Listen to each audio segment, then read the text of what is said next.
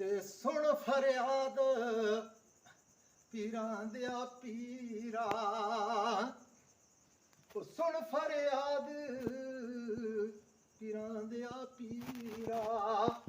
ओ तक्का दही ना मैनू,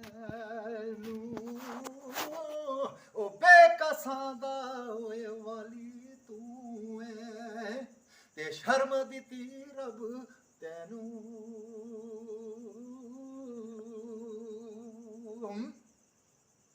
ते वली अल्लाह दे पांडा तक के पांदे खैर हजूरों,